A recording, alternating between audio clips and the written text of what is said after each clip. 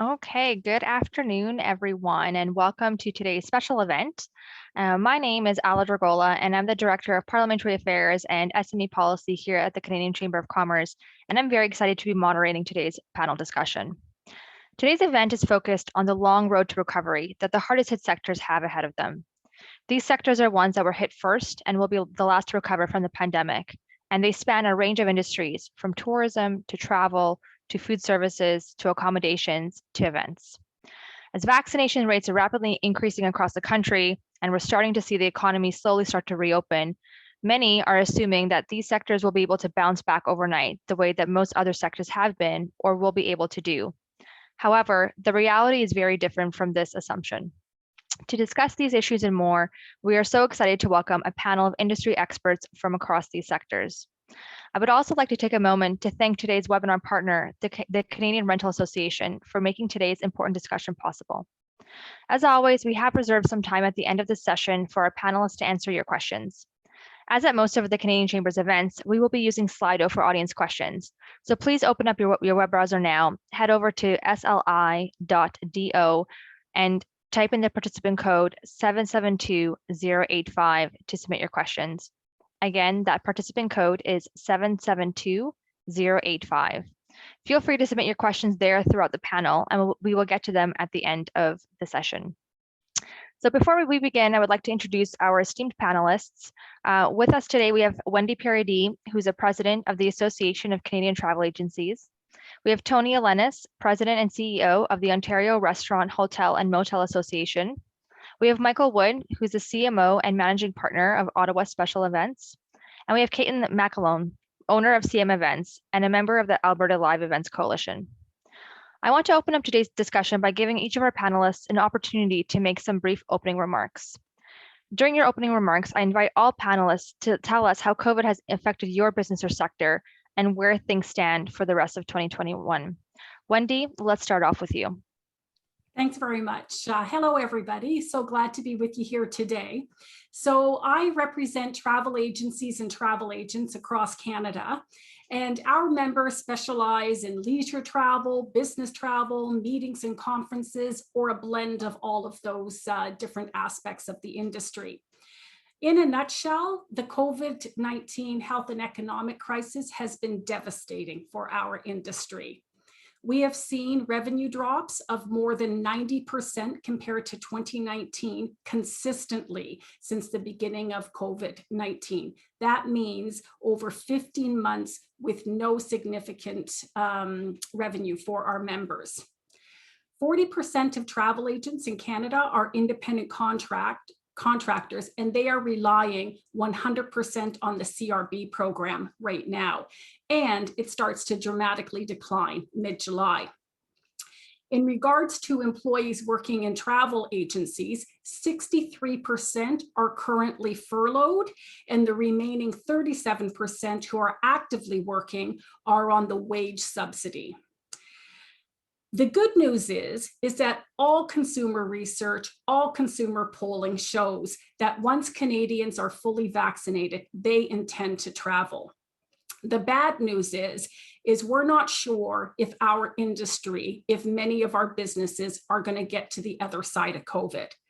The federal government has not communicated a plan to reopen borders, and at this point in time, we do not know what the conditions or metrics are to open the border between Canada and the United States for fully vaccinated or our international borders. This is devastating for our members. On top of all of this uncertainty and planning for the future, even with the borders closed, the federal government has started to decline the support programs right now. So that means the wage subsidies, the rent subsidies, and the emergency benefits are another devastating blow. So in the most recent hardest hit survey, more than 60% of travel and tourism businesses stated that they will fail before the end of 2021 if the federal government sticks to this financial support withdrawal. So in a nutshell, on behalf of travel agencies and travel agents and really the entire travel industry, the situation is quite dire for our industry, and we will not see recovery until early 2022. Thanks, Wendy. And there's some pretty powerful numbers in there. Tony, let's go to you next.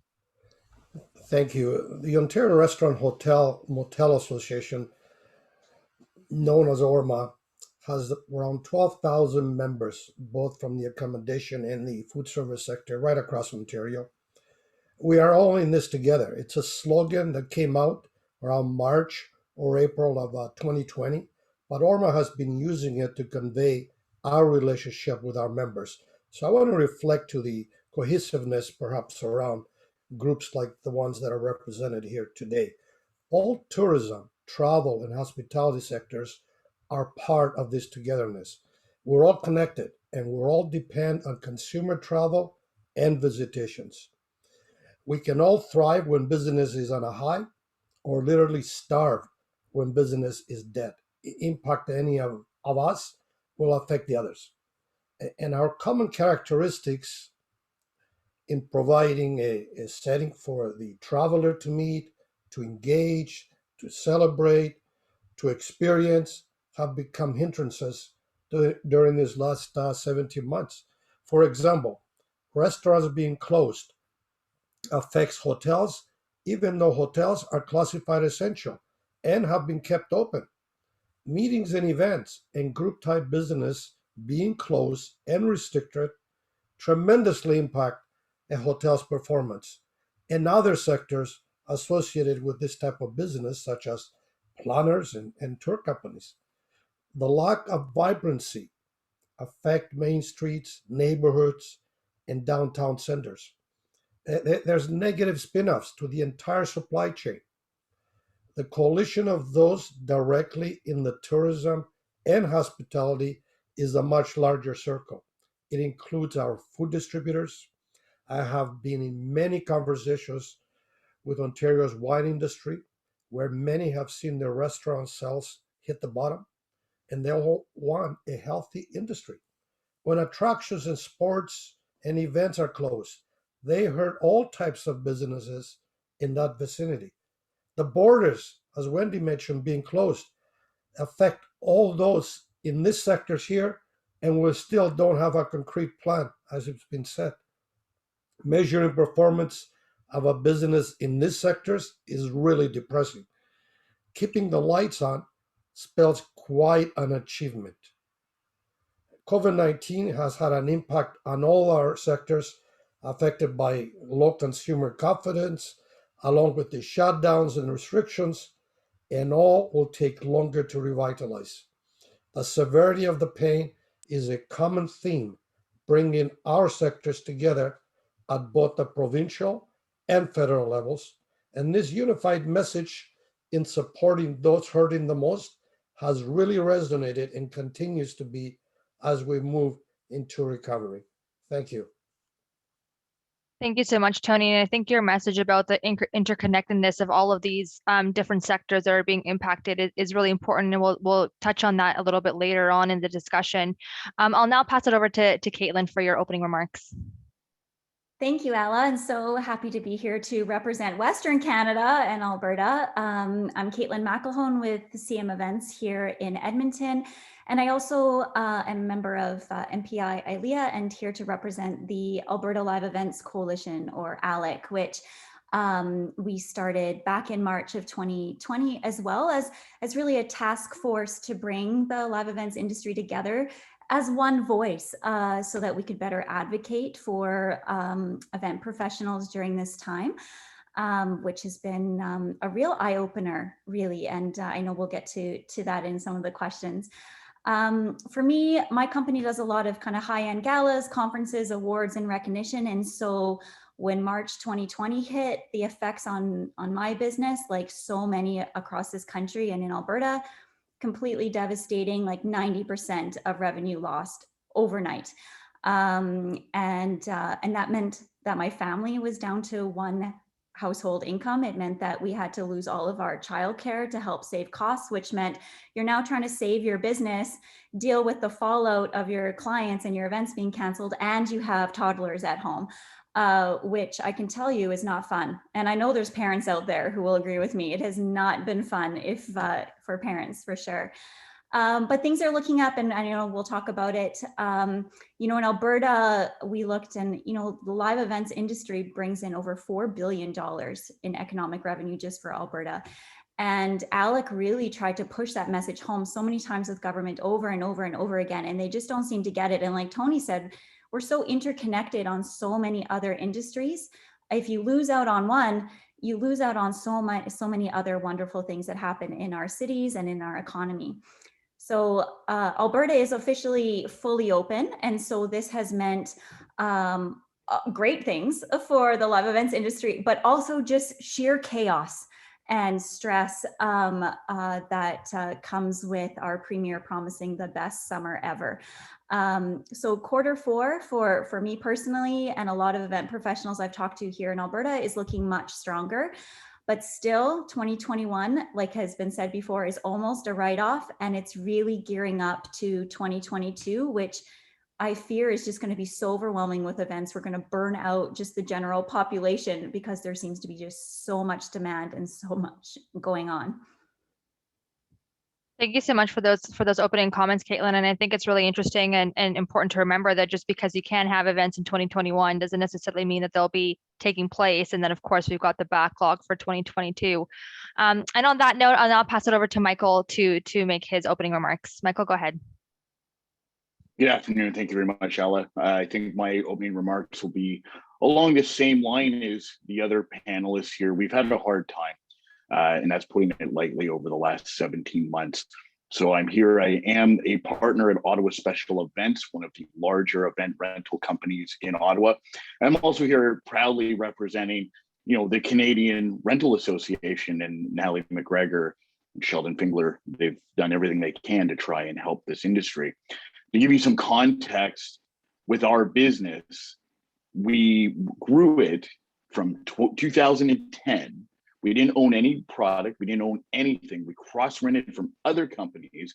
We grew it in 10 years to a $3 million organization that lost 98% of our gross revenue in 2020, which is now continuing forth into 2021. Ontario is one of the hardest lockdown provinces or jurisdictions in the world right now. We have no live events happening, and it's proving to be difficult. Now, having said that, I'm going to try and err on the side of positivity. Back in March of 2020, I did call a city councilor in Ottawa and I said, are you shutting down this city? Is the province shutting down? Is the country shutting down? He had said to me at the time, look, you have to start calling your MPs and your MPPs right now to try and get some answers. The first thing I did was I called Minister Catherine McKenna's office. Keep in mind, for all of us, we're probably in the same boat. I had no government relations experience prior to this. Within an hour, Catherine McKenna agreed to meet with me, which led to Mona Fortier, Marie-France Lalonde, Pierre Polyev called me on my cell as I continue to do this. I created virtual roundtables for small business owners in the hardest hit sectors to speak to the government. I would have 100 people join because in Ottawa, there was no organization advocating for small business.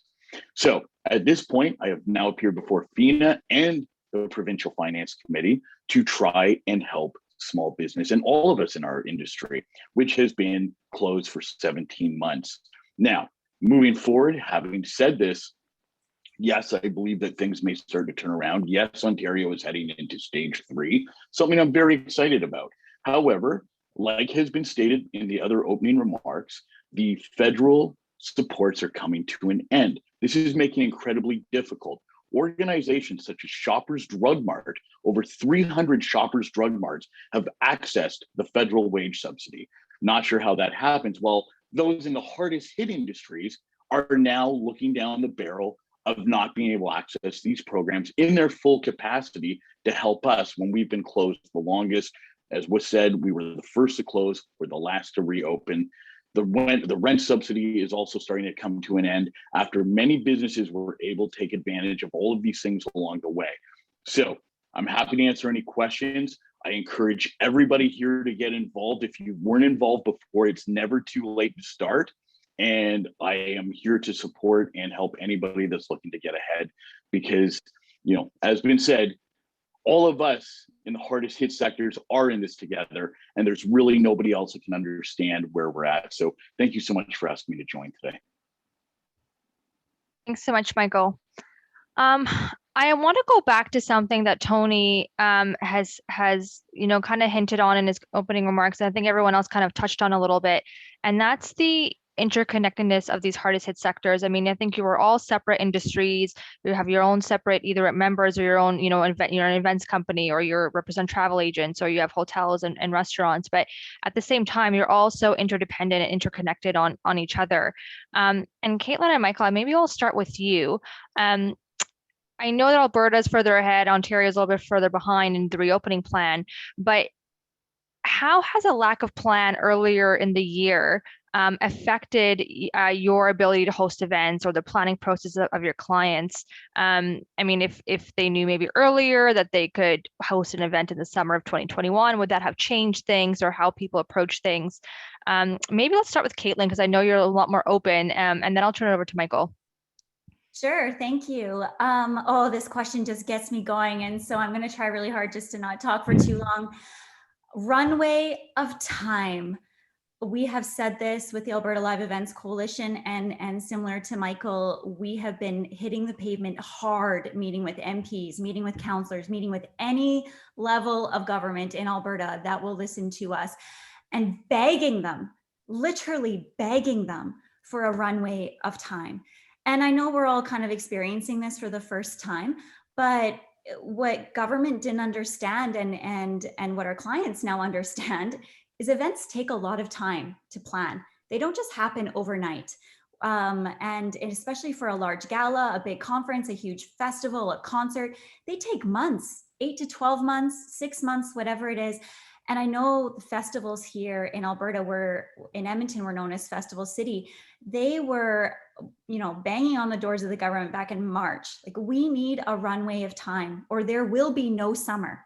So if you're saying that we might be open for summer, we need to know now, because we need to start planning, or it's too much of a financial risk. And so many of them pulled out because you can't take that risk, and you can't throw together a huge festival for 100,000 people or whatever that looks like in 4 weeks or less, which is now the expectation on our industry here in Alberta. So I think, we just would have loved the opportunity to actually partner with government here in Alberta, across the country. We tried so many times, similar to Michael, so many roundtables, so many conversations, and shut down every single time. And to be completely written off as an entire industry as just like, you're not important. For ALEC members, we were called fluff. We were called, why, it's just events, basically, please shut up and go away. You'll be back when COVID's under control. But it's a $4 billion industry just here in Alberta, and tens of billions of dollars across the country. And we are so interconnected with so many other things. And we're starting to see that. I know in Edmonton specifically, our city center is an apocalypse. And that is only because of 3 things. The hospitality industry closed, events shut down, and tourism shut down. And now we have no city center. How do you come back from that? It's going to take a long, long time. So it would have been nice to have a runway of time and to help with the inconsistencies. I'm sure you guys found that in Ontario and in the other provinces, the inconsistencies just ate at us. Shopping malls get to do this, but events can't do that. Restaurants get to do this, but events can't do that. And I know with ALEC, we went out last fall and we created a 300-page document on all of the safe events that we could find in the province, events that had no known cases of COVID, no spread. They were done safely. They had intensive risk management plans, and we were still not able to convince the government to allow our industry to open. Yeah, no, I think that all of those pieces there are definitely something that we've heard from our members, and from, I'm sure all of you have from your own members across the board. Michael, how does that relate to what you're facing right now in Ontario, where there's still we don't know what's beyond stage 3 here. We don't know when the full reopening is still going to happen. How is that impacting you and the ability of your clients to, even think about events at this point? Thank you for the question, and I can agree with Caitlin more now. Alla, here in Ontario, one of the things is we don't even really know what stage 3 is yet, right? So it's coming. There's no details as to what stage 3 is. There's no details as to what stage 4 or 3A or whatever they're going to call it's going to be. Now, having said this, the next problem will be finding staff. There are people that were laid off and furloughed. They've gone into other careers. They went back to school. They did whatever they've done. So I lost people who worked with me for 8 years in a specific thing. You can't just get an audiovisual technician to come in with no experience and build a large festival and have it an expectation that it's going to go off without a hitch. We had tremendous staff. We had wonderful people that worked with us for so long. They've gone somewhere else. And down in the United States, the CDC has come out saying these are the things that you'll be able to do once we reopen. If we look at even the wedding industry, right, in terms of events, couples, I can't begin to tell everybody here how many couples have called me and saying, this is my 3rd attempt to get married. This is my 4th attempt to get married during COVID, because the goalposts keep moving, or this comes up and that comes up and we can't do it. So, how can us as an industry or a business expect to plan for the future when a future plan hasn't even been delivered to us really in any form, including the stage 3, which has no breakdown of what that's actually going to look like? Absolutely. I think that there's some really, really important points there. And just as a personal note, I am one of those people who's trying to plan a wedding for summer 2021, and it's just been all over the place. It's so hard for the business sector for sure. And turning over to Tony and Wendy, how has what Michael and Caitlin discussed, and their lack of certainty, how is that impacting your respective sectors, whether it's, booking travel for these events or for other events, or for Tony, for your hotel sectors or the restaurants? Like, I know the fall and September is usually the start of the business travel season. Obviously, that's not necessarily going to be taking place this year the way that we would hope for. What does that look like? Maybe I'll start with Wendy and then turn it over to Tony. I think that, as Caitlin mentioned, we require runway, and looking into the fall of this year, that if businesses were going to be having meetings and events, that they would already be well under the way as far as planning goes. And I think that with the number of employees that we have furloughed right across the country in our industry and in many businesses, that it is very difficult to do things twice, 3, 4 times. You just don't have you don't normally have those resources, but with such skeleton staffs right now, that you don't have the resources to redo things. So what we're seeing from a business travel perspective is that businesses have had to make their decisions for the fall. And that means that we will not be seeing any kind of significant in-person meetings and events until 2022.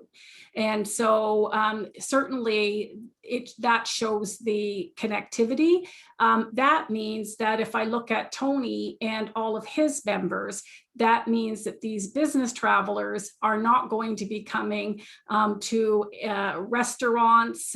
They will not be staying in hotels and motels across Ontario and the rest of the country. And so as far as us all being in this together, we're in it in good times and bad times. And so that interconnectivity right now, if one suffers, we all suffer. And you're seeing that play out right across the country. And I can't restate Caitlin's point well enough, and something that the government, when we're meeting with them, doesn't seem to really understand, that that we require this planning runway to make things happen. No, absolutely. And Tony, what about you? Well, same old story. It's been stated, and it's fair to say here, as was pointed out, that the province of Ontario, especially the Greater Toronto area, has been locked down longer than other jurisdictions. We're not proud of that. We are days away from step 3, as Michael pointed out, for opening Ontario, and we do not know the capacity restrictions of meeting rooms. Meetings and event operators have either been closed over time or they've seen significant reductions in room capacity. They've been devastated, and they need to know what is ahead of them to plan their own future and their employees' future, as it's been pointed out. This is not acceptable because this is about planning. This is an immediate and a critical need for the province of Ontario. The many hotel meeting rooms, banquet halls, convention centers are losing future revenue every day a plan is delayed. And the booking cycle of reservations, as we all know here, say for Q4 coming up of this year and beyond, began a long time ago. And every day we are behind leads to future revenue losses. Many have lost significant business destined into other jurisdictions where they're either open or have a plan with opening logistics. And it's the same old story. Yes, it influences employers, employees, all the providers that are involved in meetings and events. And the pandemic has been catastrophic to the entire hospitality industry overall, but especially to restaurants, to meetings and events, whom in the most part, they've been closed. So now we know the opening agenda is underway, and it would be sensible to focus on the future months so business can start generating revenue once again. The sector is committed. They're committed to a safe restart, well prepared, following safety protocols, all the rules that the health officials have been rolling out. It's not even about opening tomorrow. It's about having a plan today for tomorrow, as it's been pointed out. Both operators and those booking business understand the metrics that are needed for capacity limitations to be known, as well as the other restrictions.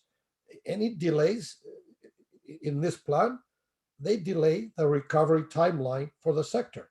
And it impacts all sectors, meetings, events, weddings. Even with weddings, a bride and groom cannot invite the number of people they want because they do not know the size of the room perhaps that might be open for them.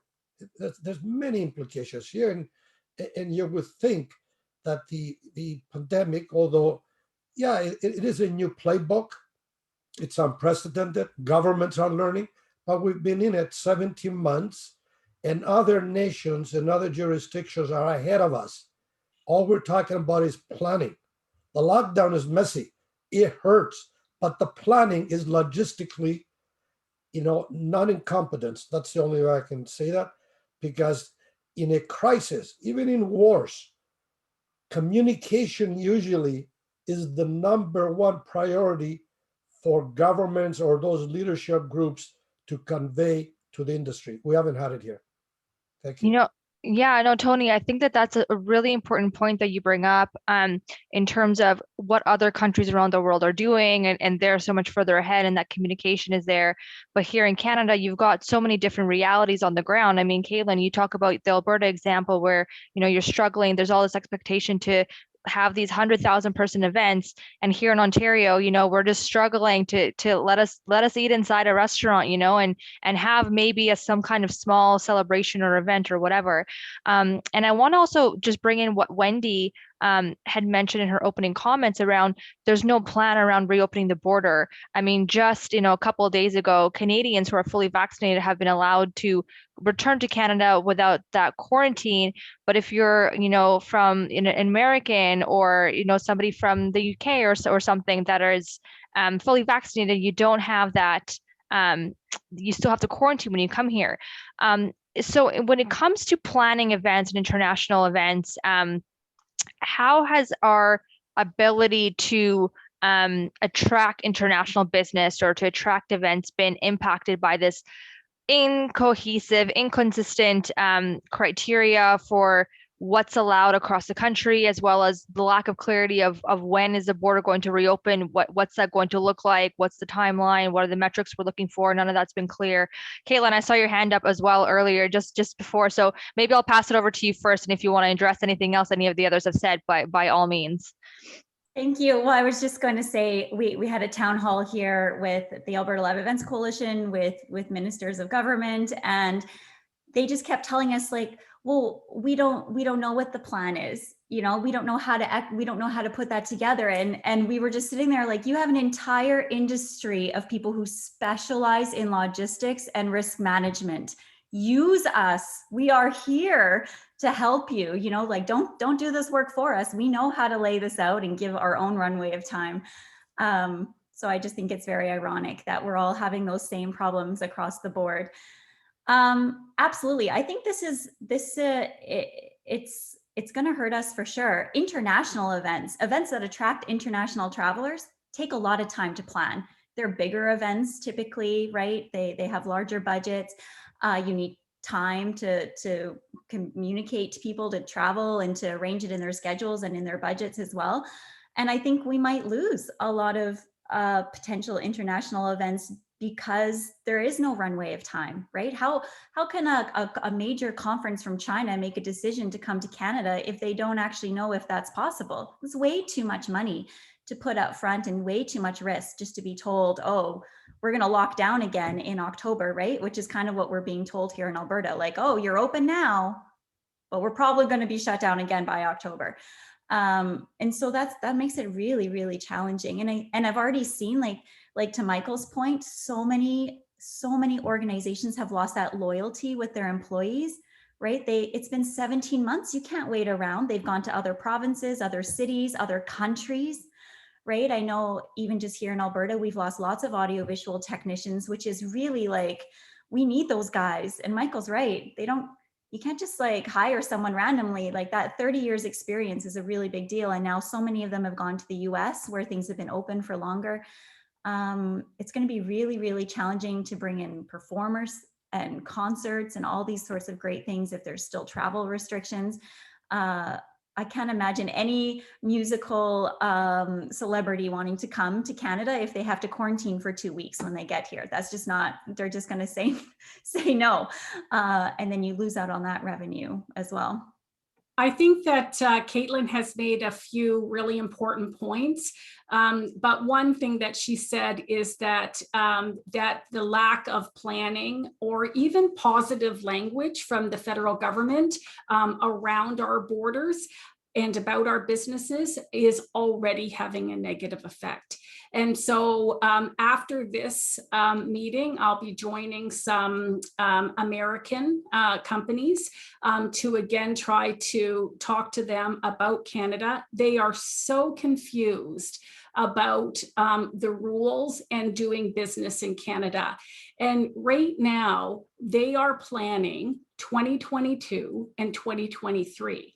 And what's happening, because of the negative language coming out of Canada, or no plan or not even positive language about doing business in Canada, that they are making decisions to actually have their conferences and events in other countries who have articulated plans.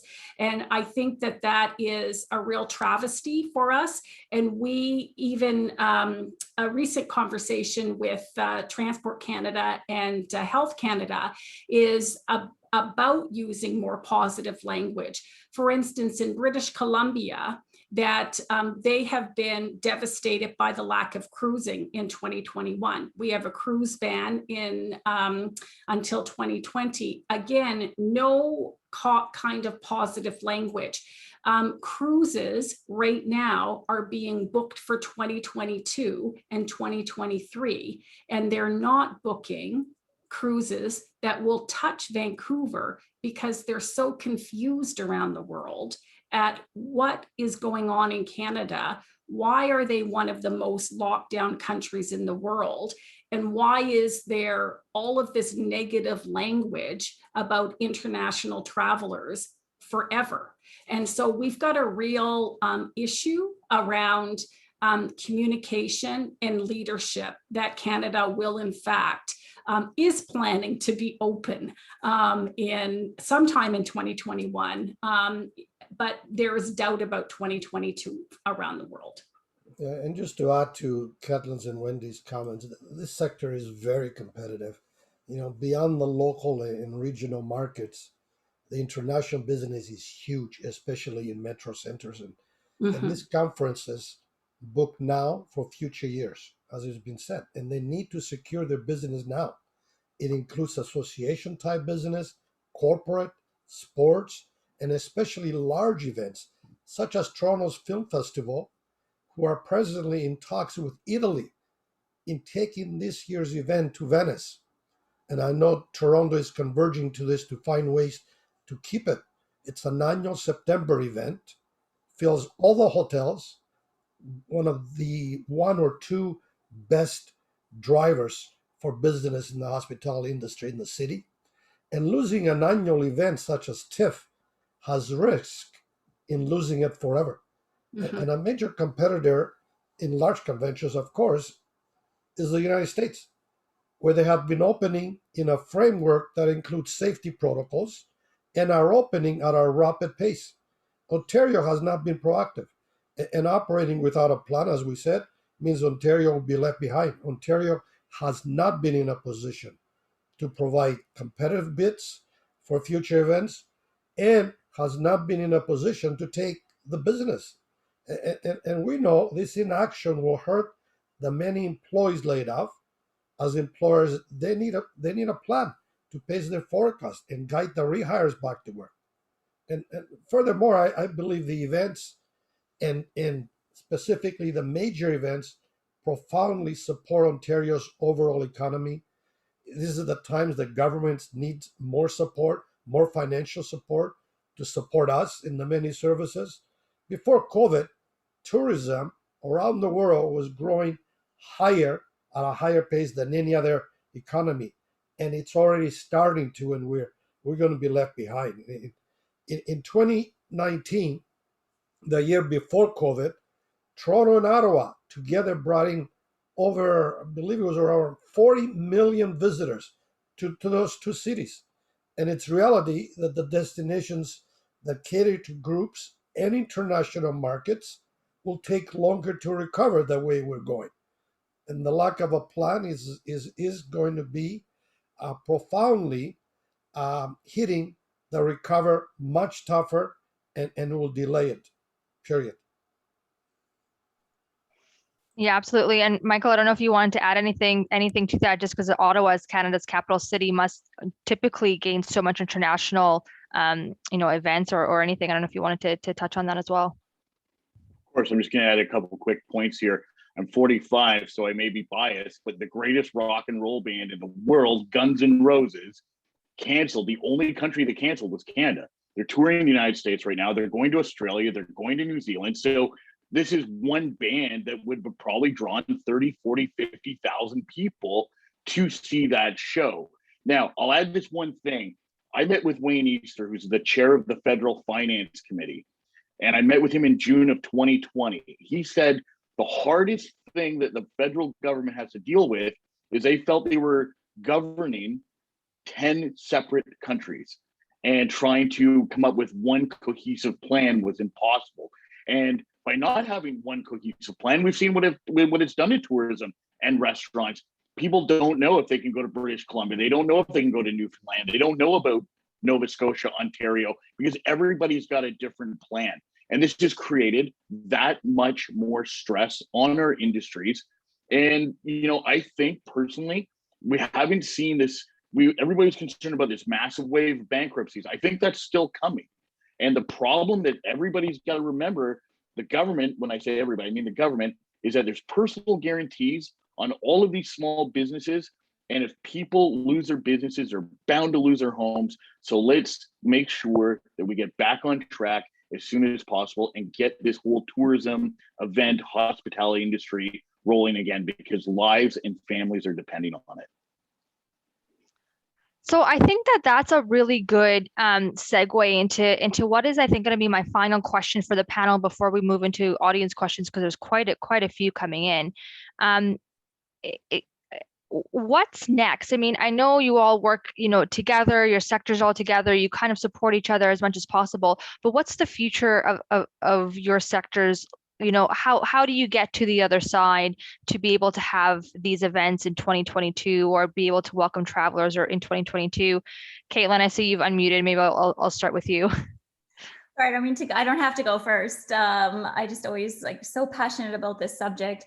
Yes, I know in Alberta, and I really think that event professionals across the country need to be doing this, to be top of mind for media, share our story, share the challenges. I know, again, the Alberta Live Events Coalition, we've been trying to pump out press releases as much as possible to try to get the general public, to just use that opportunity to educate, events are safe. Let's build this community, consumer confidence again, but also to communicate a lot of the challenges, especially in Alberta, where now the public has been promised the best summer ever.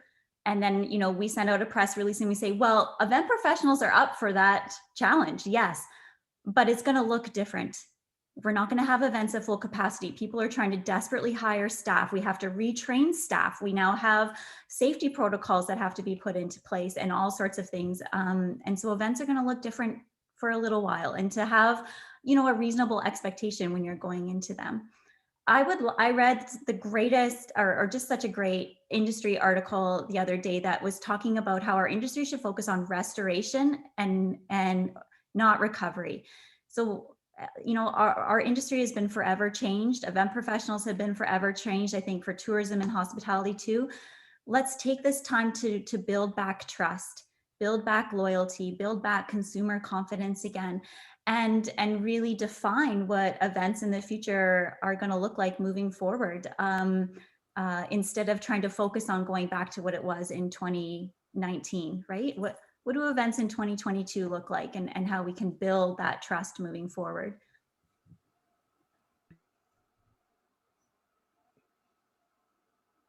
I've committed the ultimate COVID digital webinar faux pas. I'm on mute.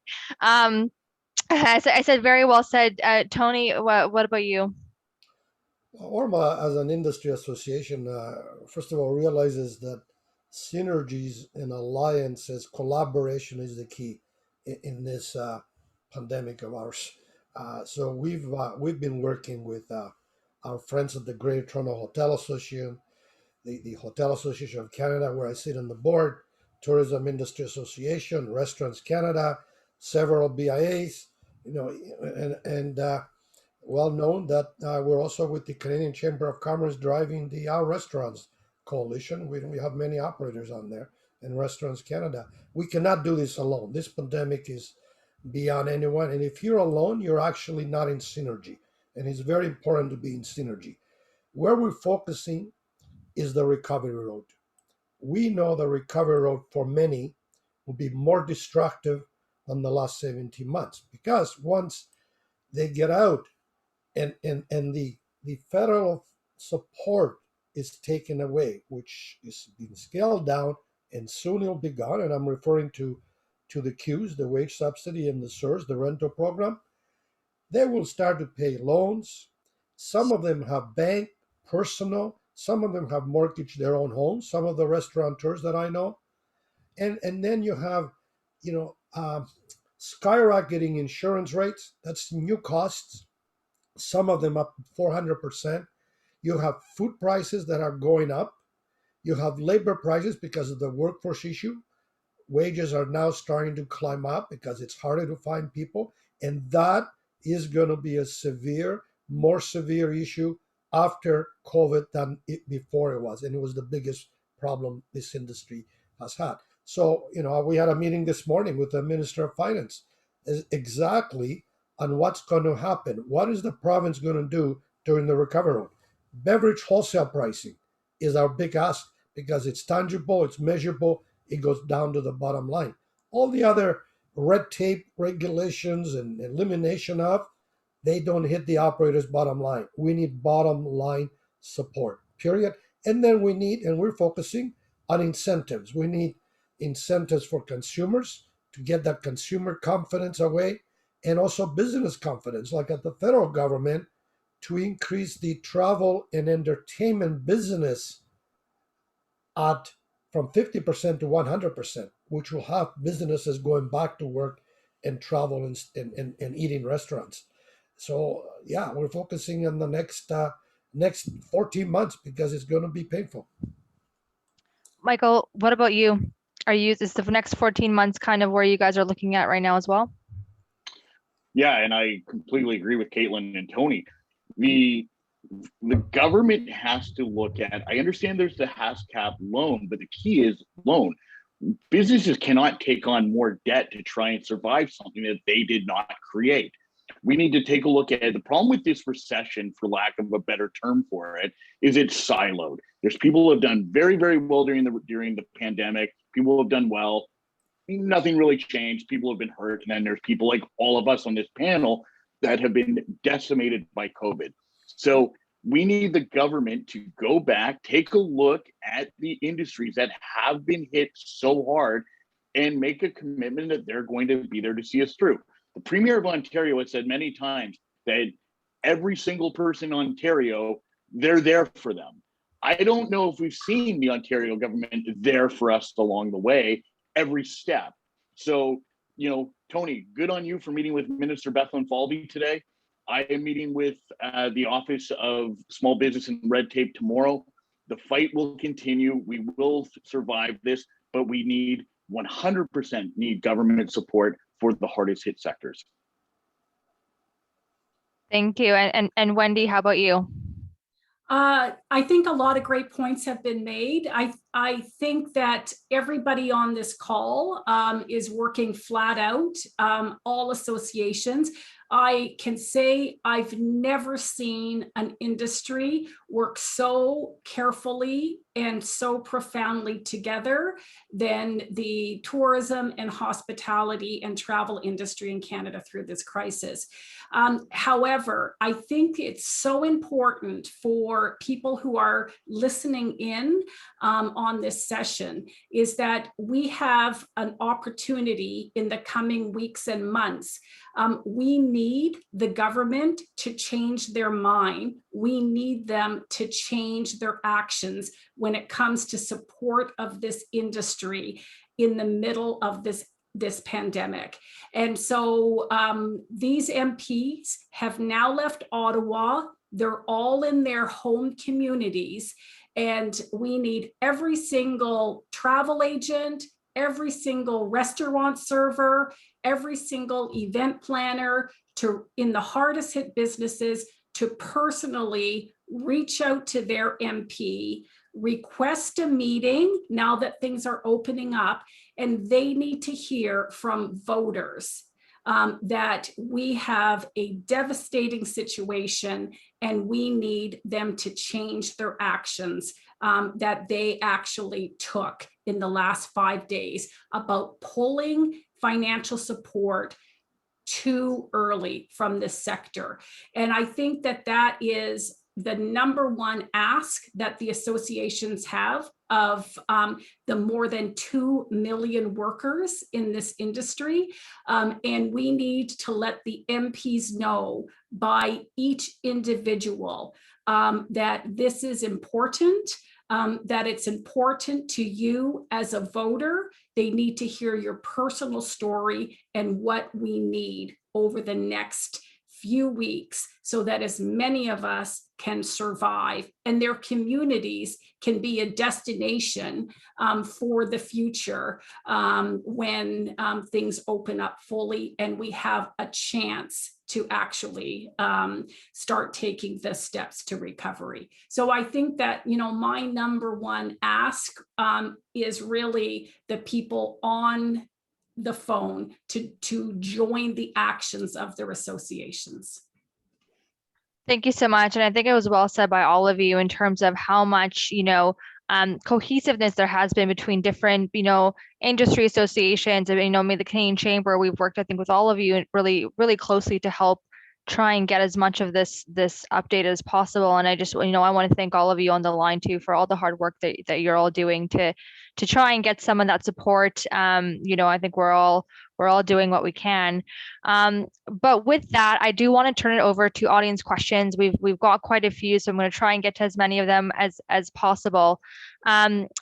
Just looking at the Slido here, the top question I see is, what has your industries learned from the pandemic, and do you have plans in place to manage something like this if it happens again, or are you still trying to like swim our way through it before we can figure out, okay, like how do we deal with this if it comes again?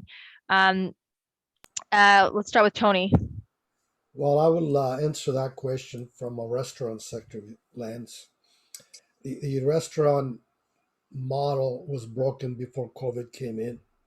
And what COVID has done is really wake everyone up. First of all, that they can be adaptable and make changes, drastic changes they would never even thought of. Well, restaurants are watching every penny to put all those safety protocols and do it rapidly as they have done. That's a huge shift in an operator's work day to day. But also to start examining more efficiencies, and some of them have, some of them are not. But mainly look at your biggest asset, the employee, and look at the HR aspects and putting employee satisfaction as the primary reason why you can be successful. At the end of the day, this workforce, as we said earlier, is going to hit hard. And more are going to be looking at employee satisfaction and employee culture that perhaps was not on top of mind. Many have done a great job. They have standards. They've created a great place to work, and it's all basic. It's all basic. It's not necessarily all about the money, but it's providing a good, respectful place for people to work. And I think that is going to be the biggest change, and really that's positive for the whole industry. Michael or Caitlin, do you want to speak to that from the events perspective? Sure. Michael, if you want to go ahead, that's okay. Please go ahead, Caitlin. I just wanted to add something that I feel like not only I personally, but I think so many, again, event professionals I've talked to in Alberta, I mean, risk management is a part of our job. So if something like this was to happen again, I mean, we proved our worth with virtual events coming out of the gate like days after this happened, right? And the extent of hybrid events and safe events and all these sorts of wonderful things.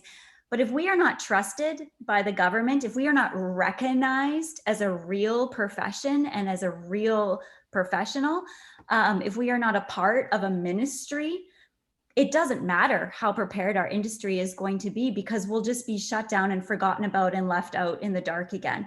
And I know the Alberta Live Events Coalition is trying so hard now to work more on the federal level to push that agenda, to work, with our MLAs and things like that, to say we need to be recognized as an actual ministry so that we have representation from government if this happens again. Otherwise, we'll be in the exact same position. It won't matter what we learned. I'm just going to go back and touch on what Tony was saying. For my business, we had 18 trucks on the road from April till November. I stood in my parking lot the other day without one truck beeping up, and we're beeping and backing up into our loading dock. It's an incredibly eerie feeling. Having said this downtime did provide an opportunity to go through some numbers, try and find some efficiencies that we just don't have time to look at. And Tony's right. Moving forward, employee satisfaction, engagement, people don't quit jobs because for money, or they don't quit jobs because they get something else. They quit because they no longer feel they can achieve something, or they're done, right? So the idea is employee satisfaction should be key. Finding efficiencies should be key, so that if we do find ourselves in this position again, we can at least focus on these two pillars that will support our businesses over time. Wendy, what about you? I mean, I know it's a little bit different for you because you say many of your members are independent contractors. But are you in the position where you're planning to mitigate this kind of, mass industry shutdown in the future, or are you still kind of just trying to survive right now? So I think that we do have a lot of independent contractors in our industry, and we have a lot of employees as well. So I really think that the key point is that we are an ecosystem, and that in the future, as there are crises, and we've had lots of crises in the travel industry, just nothing to this extent or as long. And I think one of the things that we have all learned is that we need to be able to ramp up, ramp down, move right, move left a little bit more succinctly. That is one of the things that this crisis has shown us. We, of course, are not only interdependent in Canada, all of the sectors in travel, tourism, and hospitality on this call, but in our case, we're also interconnected globally. And so I think that learning from this, and Tony, I think it was him that made the key point of communication is key. I think that that is going to be something that we are going to be able to take from this crisis and really do a lot better, a lot faster in the future. So still, I think that there has been significant learning from this. And I think, and I hope that as we make it to the other side of COVID, to Tony's point, that we have a really big mountain in front of us for an effective recovery, and that we're going to need to take everything that we learned in the last 6 months to ensure that we can really take some of these processes for revamping our industries. So I think the learning will certainly come very useful very quickly. Okay. I'm going to do one last question quickly around the table before we wrap, but I think it's a really interesting one is what trends do you see coming out of this in the travel, events, and hotel sectors? For example, this person saw the other day smaller weddings might be the new thing going forward, or group travel might be affected because people don't always want to travel with strangers, so tours, etc. Maybe I'll just do a quick roundtable if there's any trends that are here to stay that you see coming forward. Maybe Wendy, I'll start with you. Okay, so all of our consumer polling, and whether it's ACTA's, whether it's the Toronto Stars, which really had a recent one with Travel Week, whether it's the Conference Board of Canada, whether it's Leger, that all of them talk about how Canadians have been dreaming for the last 15 plus months on what they're going to do once they're fully vaccinated and COVID is managed. And one of those things is travel. And so I think that's a really great trend that we're quite happy about. Safety is so important to Canadians compared to other counterparts in the world. So whether you're a restaurant in Ontario, you're running an event in Alberta, or someone is traveling throughout the world, what happens at the airport is important to Canadians. What happens on the plane? What happens when they get to the hotel or the resort or the event? That they really care and they want to understand the safety precautions that are in place. And then I think that the other trend that we're seeing is that certainly a good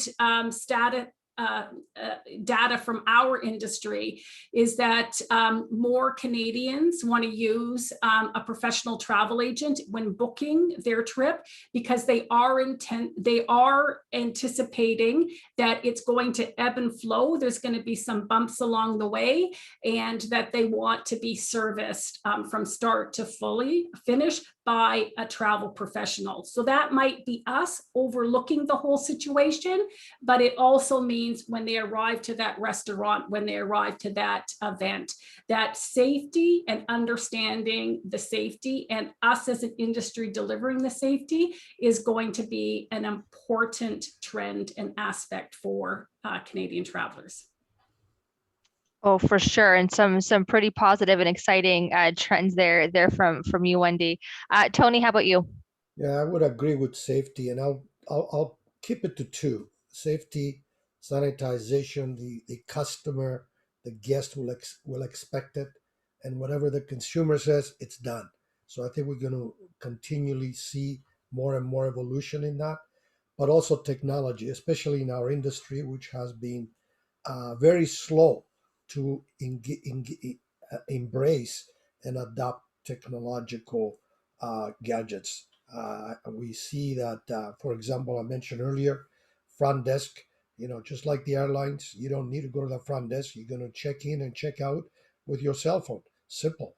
The payments in the restaurant, the menus, all are going to be electronic.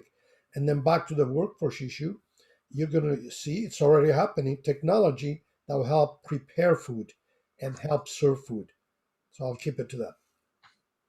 No, two definitely critical as well. Michael, how about you? Any trends that you're seeing? I think that for the event business, we'll probably see more continued hybrid events.